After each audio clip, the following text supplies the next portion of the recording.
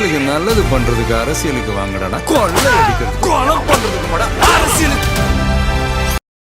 தமிழ்நாட்டிலேயே அதிக ஓட்டுகள் வித்தியாசத்துல ஜெயிச்சது யாருன்னு பாத்தீங்கன்னா எடப்பாடி பழனிசாமி. ஆனா அவரால் எதிர்கட்சி தலைவராக கூட ஆரம்பில்ல, மூணாவது தள்ளி விட்டாச்சு. இப்ப எதிர்கட்சி தலைவராக வரக்கூடியது திமுக ஸ்டாலின்.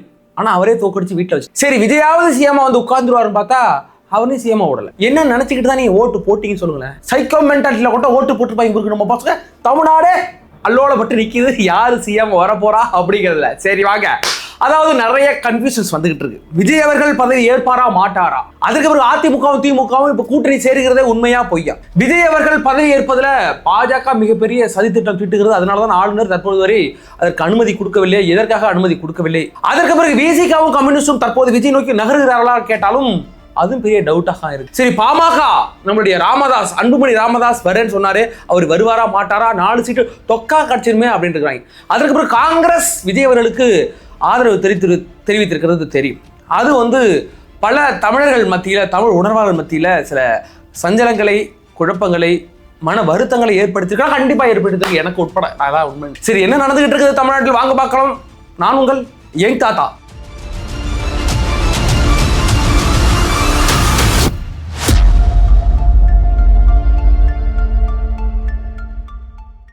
எங்களோட வீடியோக்களை பாருங்க, சேனலை சப்ஸ்கிரைப் பண்ணி வச்சுக்கிடுங்க, லைக் பண்ணுங்க, ஷேர் பண்ணுங்க, அப்புறம் வந்து கமெண்ட் பண்ணுங்க. சரி, அதாவது தற்போது என்ன பார்க்க போறோம்னா, ஃபர்ஸ்ட் ஒன்று பிரேக் பண்ணணும். விஜய் அவர்களுடைய இந்த கான்வே வாகனங்கள் திரும்ப பெறப்பட்டது அப்படிங்கிறது தெரியும். அது அவருக்கு விஜய் அவர்களுக்கு கொடுத்த அந்த முதல்வர் பாதுகாப்பு அனைத்துமே வாங்கப்பட்டிருக்கிறது, திரும்ப வாங்கப்பட்டிருக்கிறது அப்படிங்கிறத பார்க்குறோம். அதில் வந்து மிக நிறைய பொய் புரளிகள் சூழ்ந்துகிட்டு இருக்கு. அதில் ஒன்று தெளிவாக புரிஞ்சுக்கிட்டு, விஜய் அவர்கள் அது பதவி ஏற்பது கொஞ்சம் தள்ளி போயிட்டு இருக்கு அப்படிங்கிறதுனால விஜய் அவர்களே இல்லை இது வந்து எனக்கு ஓவரா இருக்கு, இதெல்லாம் வேண்டாம், நான் பதவி ஏற்றுட்டு அதெல்லாம் நான் ஏற்றுக்கிறேன் அப்படின்னு விஜய் அவர்களே அதை விலக்கியிருக்கிறார் என்பதான் உண்மை. அதுபோக இந்த வாகனங்கள் தற்போது எங்கே இருக்கு அப்படின்னு பார்த்தீங்கன்னா, இந்த பாதுகாப்பு ஸ்டாலின் அவர்கள்ட்ட இருக்கு. எதற்காக?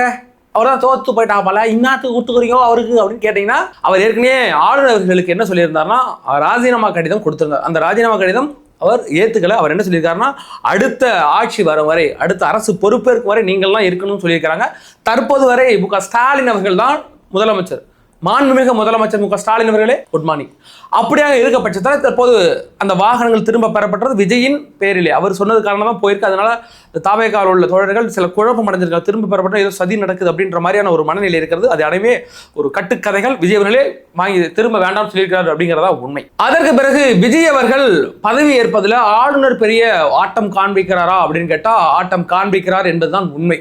ஏன்னு கேட்டீங்கன்னா, நம்ம ஏற்கனவே ஒரு 2-3 டேஸ் முன்னாடி நம்ம என்ன சொல்லியிருக்கோம்னா, அதாவது விஜய் அவர்கள் பதவி பிரமாணம் பண்ணிட்டு அதற்கு பிறகு சட்டசபையில போயிட்டு தான் நம்ம பெரும்பான்மை நிரூபிக்கணும். ஆனா நேற்றைக்கு ஆளுநர் என்ன சொல்லியிருக்காருன்னா, இல்ல மொத்த லிஸ்ட் நீங்க கொண்டு வாங்க அப்படின்ட்டு இருக்கிறார். அதனால இப்போ பார்த்துட்டு 118 இல்லை, நீங்க 118ஓட வாங்க, நாங்க அதுக்கு பிறகு நாங்க வந்து உங்களை வந்து ஆட்சி அழைக்க அழைப்பு விடுக்கிறோம் அப்படின்னு சொல்லியிருக்கிறார். ஆனா சட்டத்துல என்ன இருக்குன்னு பார்க்க போறோம். ஏற்கனவே இந்த கர்நாடக மாநிலத்தில் SR பொம்மாய் அப்படின்ற ஒரு நபர் தெரியும், அந்த கேஸ் வழக்கு கூட இருக்குது. SR Bommai versus Indian union அப்படின்னு ஒரு கேஸ் கூட இருக்குது. அது 1989 அந்த ஆட்சி கலைக்கப்பட்டது, அதற்கு எதிராக வழக்கு தொடரப்பட்டது. அப்போ உச்சநீதிமன்றம் என்ன சொன்னதுன்னா, அதாவது ஆளுநருக்கு அந்த அதிகாரம் கிடையாது, அவர் வந்து எங்க சட்டசபையில வந்து தான் நீங்க அந்த பெரும்பான்மை நிரூபிக்கணும், ஆளுநர் மாளிகையில் நிரூபிக்க வேண்டிய அவசியம் இல்லை என்று சொல்லி தீர்ப்பு வழங்கப்பட்டது. அந்த தீர்ப்பை எடுத்துக்கிட்டு தான் இன்னைக்கு விஜய் அவர்கள் நான் உச்சநீதிமன்றம் வரைக்கும் நான் செல்வேன், அங்கே நான் போவேன் அப்படின்னு சொல்லியிருக்கிறார். அதற்குள்ளேயே என்னன்னா, நேற்றுக்கு வந்து ஆளுநர்கள் கேரளா பயணம் போறதா இருந்துச்சு, அது தற்போது நிறுத்தி வைக்கப்பட்டிருக்கு. தற்போது விஜய் அவர்கள் ஆளுநரை பார்க்க நேரடியாக போயிட்டு இருக்கார். அநேகமாக இன்னைக்கு விஜய் அவர்களுக்கு கொடுத்துருவாங்க, அனுப்புவோம், நீங்கள் வந்து ஆட்சி அமைங்கன்னு சொல்வதற்கு அதிக வாய்ப்புகள் இருக்குன்னு வச்சுக்கலாம். பட் இதில் வந்து பிஜேபியோட கை இருக்குன்னா கண்டிப்பாக பிஜேபியோட கை இருக்குது. என்ன நினச்சிட்டு இருக்கிறாங்கன்னா, சீப்பை ஒழிச்சு வச்சுட்டோம்னா கல்யாணம் நின்று விடும், அந்த பொண்ணை நம்ம கட்டிக்கலாம் நினச்சிருக்காங்க. Already committed pass. அதனால நீங்க எந்த பயமும் இல்லை. அந்த சிஎம் சீட்டில் இதுக்கு பிறகு ஒரு மனிதர் உட்கார போறான்னா அது விஜய் மட்டும்தான் அப்படிங்கிறத மனசில் வச்சுட்டு எந்த குழப்பம் வேண்டாம். நைட்டு ஃபுல்லாக தூங்கலா பாஸ், எங்கள் வீட்டில் ஒரே ஒரு மனக்குழப்பமாக இருக்கிறாங்கன்னு நிறைய கம்ப்ளைண்ட் வருது. அப்போல்லாம் எந்த குழப்பம் தேவையில்லை. அந்த சிஎம் சீட்டு விஜய்க்கு மட்டும்தான். இதுக்கு பிறகு அதுக்கு பிறகு 50-60 ஆண்டுகள் வரை அவர் இருந்தால் கூட சந்தோஷம் தானே. இதற்கு பிறகு அந்த இடத்துல உட்கார போகிற விஜய் மட்டும்தாங்கிறத மனசில் வச்சுருங்க. அதற்கு பிறகு இந்த விசிக மற்றும் இதர கட்சிகளான இந்த கம்யூனிஸ்ட் கட்சிகள் வருவார்களா அப்படின்னா, அவர்கள் தற்போது என்ன பண்றாங்கன்னா, வருவதற்கான எல்லா ஆயத்தும் நடந்துகிட்டு இருக்கு. இவங்க என்னன்னா, இதை வச்சுக்கிட்டு நம்ம விஜய்கிட்ட இருந்து ஏதாச்சும் கறக்க முடியுமான்னு மாதிரியான தான் பார்த்துக்கிட்டு இருக்காங்க. இப்போ என்ன, நீ ஒரு புதுசாக உருட்டுக்கிறாப்பல திருமாவளவன் உருட்டு மட்டும் தனியாக தெரியும் நமக்கு. அப்படியே எண்ணெயில் தண்ணி மாதிரி தனியாக மேலே நிற்கணும் வச்சுங்களேன், நீ உருட்டுக்கிறாப்பல. அதாவது விஜய் அவர்கள் வந்து பதவி ஏற்க வேண்டும், முதலமைச்சர் பதவி ஏற்க வேண்டும் எந்த ஒரு மாற்று கருத்தும் கிடையாது. இது வந்து ஆளுநர் சதி செய்கிறார், இது வந்து பிஜேபி சதி செய்கிறது, விஜயை வந்து முடக்க பார்க்கிறது பாஜக. குழந்தை பெற்றெடுத்த குழந்தை மறந்துட்டீங்களா? நம்மளுடைய திருமாவளவன் இப்ப சொல்லியிருக்காரு விஜய் வந்து முடக்க பார்க்குது, இதற்கே ஒட்டுமொத்த தமிழகம் நிற்க வேண்டும் அப்படின்னு சொல்லிக்கிறாப்ல. ஆனா விஜய் வந்து ஆதரவு கொடுப்பதில் நாங்கள் யோசிச்சு தான் முடிவெடுப்போம். பார்த்தீங்களா, நம்ம ஆளு உருட்டு தனியார் சொன்னா அதுதான் எல்லாம் பேசுறாப்புல. ஆதரவு கொடுப்பீங்களான்னு கேட்குறாங்க ரிப்போர்ட்டர். இல்லை இல்லை, அதை நாங்கள் எங்கள் டீமோட யோசிச்சு தான் முடிவெடுப்போம் அப்படின்ட்டு இருக்கிறாப்புல. வந்துடுவாங்க சும்மா புலம்பிட்டு தர்றாங்களேன். இந்த நேரத்தை விட்டு அவங்களுக்குலாம் வாய்ப்பே கிடையாது. இதுக்கு பிறகு அவங்க காலத்துக்கும் அவங்களுக்கு அரசியலே கிடையாது. இந்த நேரத்தில் மட்டும் நீ உள்ள வரலாம்னு வச்சுக்க, முடிஞ்சு சோழி முடிஞ்சு. அதனால அவங்களாம் உள்ள வந்துடுவாங்க. அதுக்கு பிறகு பாமக ஏன் உள்ள வரவில்லை? 4 சீட்டு இருக்கு, அதே அவங்கள உள்ள கூப்பிடலை. ஏன்டா இந்த 2 விசிக்கா இந்த இவங்கெல்லாம் கெஞ்சி எடுக்கிறது ஒரு ஆளத்துக்கு வச்சு வாயான்னு சொல்லிட்டு போய்க்கலாம்ல. அப்படின்னா அது பிஜேபி விடல. பிஜேபி என்ன சொல்லியிருக்கா, உங்களுக்கு மத்திய மந்திரி தருவேன், இந்த இடத்துல நீங்கள் விஜய்க்கு ஆதரவு கொடுத்தீங்கன்னா அவங்க உள்ளே போயிட்டு உங்களால் என்ன ஏதாச்சும் ஒரு லோக்கல் மந்திரி பதவி கிடைக்கும், உங்களை ஒய்ஃபுக்கு கிடைக்கும், வேற என்ன கிடைக்கும், ஆனால் நான் உங்களுக்கு மத்திய அமைச்சர் பதவி நான் தருவேன் அப்படின்னு பிஜேபி அவரை முடக்கி வச்சிருக்கு அப்படிங்கிறதா உண்மை. அதற்கு பிறகு இந்த அதிமுக திமுக உடைய இந்த கூட்டணி கதைகள் சூப்பரா இருக்கு. ஏத்த விட்டு பங்காளியும் சண்டை ஓட்டுக்கிறதா இன்னைக்கு ஒன்று சேர்றாங்கிற மாதிரி ஒரு நியூஸை பரப்பி விட்டாங்க. அந்த நியூஸை பரப்பி விட்டது யாராக இருக்கவென்றால் திமுக இருப்பதற்கு வாய்ப்பு இருக்குது. இது வந்து விஜய் அவர்கள் தான் பரப்பி விட்டுருக்கிறார் அப்படிலாம் நிறைய பேர் சொன்னாங்க. இதற்கு அதில் சாத்தியக்குழு இருந்தால் சொல்ல போகிறோம். இந்த நேரத்தில் இந்த திமுகவும் அதிமுகவும் கூட்டணி சேர்கிறது அப்படிங்கிறதெல்லாம் கட்டுக்கதைகள் போய். அதாவது அதிமுகங்கிற ஒரு கட்சி திமுக எதிர்த்து தான் தோன்றுச்சு, அந்த திமுக எதிர்ப்புல தான் வளர்ந்துச்சு. அப்படிங்கிற போது இன்னைக்கு 2 பேரும் கூட்டு சேர்ந்தா அம்பலப்பட்டு போடுவாங்க. 2 பேருமே அம்பலப்பட்டு போடுவாங்க. இந்த நியூஸை பார்த்தோன்னே அதிமுக தீ குளிக்காத ஒரு கதை தான். அப்படி ஒரே டென்ஷன் ஆகுறாங்களா நியூஸை கேள்விப்பட்டு. இது வந்து முன்னாடியே முதல்ல வந்து நியூஸ் பரவன உடனே வந்து திமுக வந்து சொல்லியிருக்கணும், இல்லைங்க அது பொய்யுங்க அப்படின்னு அதிமுக சைட்ல சொல்லிக்கணும். 2 பேரும் அமைதியா இருக்கிறாங்க. அப்படினால எல்லாருமே டவுட் வந்துடும்ல. அப்படிப்பட்ட டவுட்லாம் வந்துச்சுன்னு வைங்களேன். பட் என்னன்னா அது எல்லாமே போய் நம்மளுடைய முதலமைச்சர் ஸ்டாலின், தற்போது முதலமைச்சர் ஸ்டாலின் அவர்கள் என்ன சொல்லியிருக்காரு, நாங்கள் அப்படிலாம் கிடையாது, நான் ரொம்ப நல்ல பிள்ளைங்க, நாங்கள் வந்து நீ ஆட்சி அமைச்சு போகிறதுக்கு நான் எந்த குறுக்கும் பண்ண மாட்டேங்க. விஜய் அவர்கள் வந்து அந்த 1000 ரூபா பணத்தை 2500 பணம் கொடுத்துக்கிட்டு இருந்தாங்க, நாங்கள் சாரி 1000 ரூபா பணம் கொடுத்துக்கிட்டு இருந்தாங்க, இதுக்கு பிறகு 2500 கொடுக்கணும் அவர் சொல்லிக்கிறாப்புல. அவரால் கொடுக்க முடியுமான்னு தெரியல, ரொம்ப கஷ்டம் தான், 1000 ரூபா கொடுத்தாலே போதும் அப்படின்னு இப்போ வந்து வக்காலத்து வாங்கிட்டு இருக்கிறாங்களேன். அதெல்லாம் போய் சும்மா ட்ராமான்னு வச்சுங்களேன். அவரை பற்றி நமக்கு தெரியாதா? அழுதுனுங்கிறாப்பட தோத்து விட்டுங்கிற மனவரத்தில் அவர் எவ்வளோ புலம்பிட்டு இருக்கிறாப்பனுங்களேன். இப்படியெல்லாம் நரேட்டிவ் செட் பண்ணிக்கிட்டு இருக்கு இது அப்படிங்கிறத நம்ம பார்க்குறோம். தற்போது என்னதான் நடக்கும் அப்படின்னு ஒரு லாஸ்ட் கன்ஃபியூஷன் வேணும், ஒரு முடிவு ஒன்று வேணும்ல. இவ்வளவு பேசுகிற வாய்க்கிழியே பேசுகிறடா எங்கள் தாத்தா, நல்லா தலையை ஆட்டி நல்லா பேசிட்டு இருக்கடா, ஆனால் என்னதான் நடக்கும் சொல்லவே மாட்டேங்கிறா. உங்களுக்கு ஒரு டவுட் வரலாம். அதாவது தற்பொழுது இன்னைக்கு விசிகாவோ இல்லைன்னா இந்த கம்யூனிஸ்ட் கட்சிகளோ எல்லாம் வந்து சேருவாங்க. நான் ஏற்கனவே தெளிவாக ஒரு முறை உங்கள்கிட்ட சொல்லிடுறேன். தற்பொழுது மொத்தம் 233 எம்எல்ஏக்கள்லாம் இருப்பாங்க. என்கிட்ட விஜய் அவர்கள் 14 நாளுக்குள்ள ஏதாவது ஒரு தொகுதியை ராஜினாமா செஞ்சிருவார். அப்படிங்கிற பட்சத்தில் 233 தான். 233 பெரும்பான்மைங்கிறது 117 தான். தற்போது விஜய் அவர்கள் இருப்பது 107. அந்த ஒரு தொகுதியை விட்டுட்டீங்கன்னா இந்த திருச்சி கிழக்க ஒரு ராஜினாமா பண்ணிட்டா 107 தான் இருக்கும். அப்போ 107 அங்கே போனோடனே அங்கே ஒரு ஆளை எங்கே போடணும், சபாநாயகராக போட வேண்டும். அப்போ சபாநாயகரை போட்டால் 106 தான் இருக்கும். 106ல இப்போ ஏற்கனவே 5 வந்து சேர்ந்துட்டாங்க. அப்போ 111. அப்போ 117க்கு நீ எவ்வளவு தேவை? வெறும் 6 எம்எல்ஏக்கள். இந்த 6 எம்எல்ஏக்கள் விசிகால 2, கம்யூனிஸ்ட் 2, கம்யூனிஸ்ட் 4, 2 லெஃப்ட் 4 வச்சிருக்காங்க. மொத்தம் ஒரு 117 வந்துடும். பெரும்பான்மையை நிரூபிச்சு விடலாம் வச்சுக்கலாம். இதுதான் மேட்ரு. இப்போ இதை நோக்கி தான் நகர்ந்துட்டு இருக்கிறோம். ஒருவேளை இவர்களெல்லாம் வரவில்லை என்றால் இப்போ வந்து நம்ம திருமாவளவன் எதுக்கு பிளான் பண்ணிட்டு இருக்கோம்னா, எங்களுக்கு நாங்கள் 2 பேர் வரோம், 2 பேருக்கும் அமைச்சர் பதவி கொடுன்ற மாதிரியான மனநிலையில் இருக்கிறாங்க. அதே மாதிரி கம்யூனிஸ்டுகளுக்கு அதெல்லாம் கண்டிப்பாக அதெல்லாம் தேவையே கிடையாது வச்சுக்கோ, அவங்க எல்லாம் கேட்க மாட்டாங்க. அப்படிப்பட்ட நேரத்தில் திமுக இவர்களை அழுத்துகிறதால திமுக இவர்களை அழுத்துது. எந்த அளவுக்கு விஜய் அவர்களை நீங்கள் அந்த முதலமைச்சர் பதவியில் உட்கார விடாம பண்ணுவதற்கு எல்லா வேலைகளும் நடந்துகிட்டு இருக்கு. இதனால ரீ எலெக்ஷன் போகுமா? போனா செமையா இருக்கும். மனசுல வச்சுக்கிட்டு ரீ எலெக்ஷன் மட்டும் போயிட்டுனா இந்த திமுக அதிமுக 2 கட்சி ஒழிஞ்சிடும். விஜய் அவர்கள் சும்மா வச்சுக்கிட்டு இந்த அதிமுக வந்து அதை பண்ணிட்டு இதை பண்ணிட்டு சும்மா கிடையாது. அவங்க நல்லா பண்ணானுங்க நம்மள.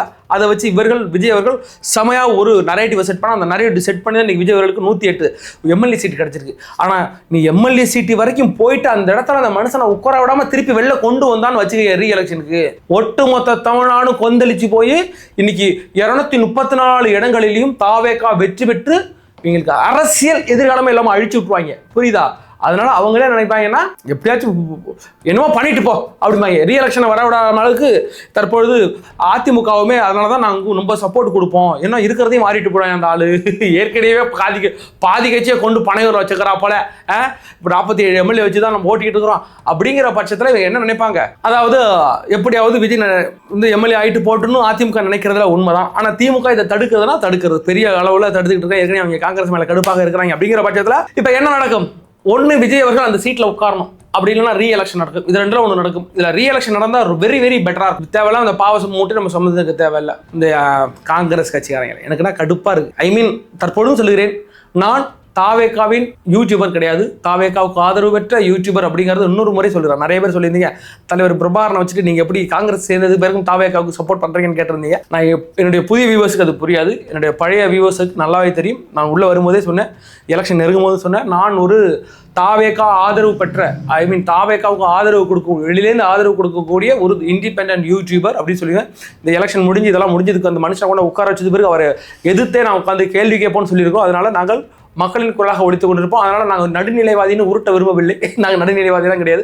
தற்போது தாவேகா ஒரு நல்ல மனுஷன் சீட்டில் உட்காரட்டுமையா, வெளில உட்கார வச்சுட்டு வெளில வந்து அவரை பற்றி கேள்வி கேட்போம் அப்படிங்கிற மண்ணில நாங்கள் இருக்கிறோம். அது உங்களுக்கு நன்றாக தெரியும். சில பேர் கேட்டுருக்கீங்க, தலைவர் பிரபாகரனை வச்சுக்கிட்டு நீங்கள் எப்படி இந்த காங்கிரஸ் உள்ள கூட்டணிக்கு நீங்கள் எப்படி சப்போர்ட் பண்ணுறீங்கன்னு. சப்போர்ட்லாம் பண்ணல, அந்த மனுஷன் நாங்கள் உட்கார வச்சுட்டு உட்கார வச்சுட்டு அவரை எடுத்து கேள்வி கேட்கறதுக்கு நாங்கள் ரெடியாக இருக்கிறோம் அப்படிங்கிறது இன்னொரு முறை தெளிவாக உங்களுக்கு நான் சொல்ல கடமைப்பட்டிருக்கிறேன். ஆக மொத்தத்தில் நிலவரம் இதுதான். நிலவரம் ஒரே கலவரமாக தான் இருக்கானா, நாங்கள் ஒரே நிலவரம் ஒரே கலவரமாக தான் இருக்கு. இப்போ ஒரு அரசியல் புரிதல் உங்களுக்கு கிடைச்சிருக்கும்ல. இத்தனை வருஷம் நேரடியாக போய் சிஎம் உட்காந்துருவா போல, எடப்பாடி உட்காந்தா போல, எடப்பாடி நேரடியாக உட்காந்தா போல, அவர் குறுக்கையாக வந்து உட்காந்தால சிஎம் நம்மளுடைய முதலமைச்சர் ஸ்டாலின் அவர்கள் அப்படி உட்காந்தாரு, அதுக்கு முன்னாடி உட்காந்துருப்பீங்க. இந்த அரசியல் கிட்டத்தட்ட ஒரு 20-25 வருடங்களுக்கு பிறகு இப்படி ஒரு நிலை எட்டியிருக்கு அப்படிங்கிறது புது மாதிரியான ஒரு நிலை தான். அது வந்து 2006 கூட நம்ம சொல்லலாம். 2006 இந்த கரெக்டாக சரியாக 20 வருடங்கள் நடந்து முடிந்திருக்கிறது. அப்படிங்கிற பட்சத்தில் நிறைய அரசியல் புரிதல் உங்களுக்கு கிடைத்திருக்கும். சில பேருக்கு தெரியாத 118 சீட்டு தான் பெரும்பான்மை அப்படிங்கிறது சில பேருக்கு தற்போது தான் தெரிய வந்திருக்கும். சில பேருக்குன்னு வச்சுங்களேன். அதுக்கு பிறகு இந்த கூட்டணி ஆட்சி எப்படி, இந்தலேருந்து அங்கே போகலாமா, கட்சி தவல் தடை சட்டம், தற்போது அதிமுகவிலேருந்து ஒரு 4 பேர் வந்தால் டிஸ்குவாலிஃபைடு ஆகிடுவாங்க. இதெல்லாம் புதுசான அரசியல் அறிவுகள் நமக்கு கிடைத்திருக்கு. இந்த விஜய்ன்ற ஒரு நபர் வந்ததுக்கு பிறகு பல சின்ன குழந்தைகள் கூட கற்றுக்கிட்டு இருக்காங்க அரசியல். ஏன்ட்டா இன்னைக்கு வந்து நம்ம வீட்டு அக்கா பிள்ளைய நம்ம வீட்டு பிள்ளைகளே கேட்குது, ஏன் விஜயமாமா இன்னும் சிஎமாக என்ன பிரச்சனை இருக்குது, என்ன பிரச்சனை சொல்லுமா அப்படின்னு பிள்ளைங்க கேட்குதுல்ல. அதுக்கு சொல்லுவோம்ல, இப்படி நடக்குதுன்னு டிவி பார்க்கும்போது நிறைய அரசியல் அறிவு இதன் மூலமாக வருகிறது. நம்ம வந்து ஒரு நல்ல ஆட்சியை தேர்ந்தெடுத்து மக்கள் கொண்டு போயிருக்காங்க. ஐ மீன் 108 சீட்டு அப்படிங்கிறது சாதாரணம் கிடையாது. ஒரு புதிய அரசியலை தேர்ந்தெடுத்திருக்கோம். அதில் நம்ம வெற்றி பெற்றிருக்கோம்னா அதிலும் வெற்றி பெறல. பாதி கிணத்துல வந்து நிற்கிறோம். அந்த நீ போக முடியாம இந்த நீ போக முடியாம கிணத்துல நடுக்கிடத்துல அந்த நல்ல கொண்டா விட்டுட்டீங்க எல்லாரும். கிடைச்சுதான் கிடைச்சது. ஒரு 10 சீட்டு எக்ஸ்ட்ரா கிடைச்சா நமக்கு இந்த பிரச்சனை கிடையாது. அப்படி ஒரு சூழ்நிலையில வந்து நம்ம எட்டிருக்கோம். வர இந்த விஜய் அவர்கள் இன்னைக்கு வந்து ஆளுநரை சந்திக்க போகிறார். சந்திச்சுட்டு அனைவரும் சந்திச்சிருப்பான்னு நினைக்கிறேன். சந்திச்சு ஒரு முடிவு எடுத்தாங்கன்னா எனக்கு ஃபோன் பண்ணுவாங்க.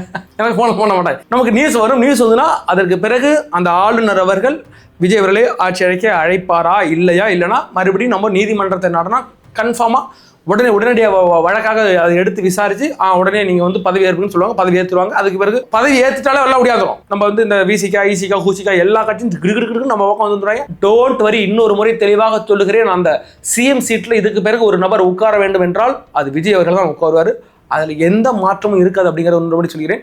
அது இப்போ இருந்தாலும் சரி, ரீ எலெக்ஷனை கொண்டாக விட்டாலும் சரி, ரீ எலெக்ஷன் வந்தால் 234 தொகுதியில் ஜெயிச்சு தமிழ்நாட்டு இந்தியாவிலே அதிக ஒரு சாதனையை படைச்ச ஒரு மனுஷன் உட்கார வாங்கல. அவ்வளோதான் முடிஞ்சு. டோன்ட் வரியா.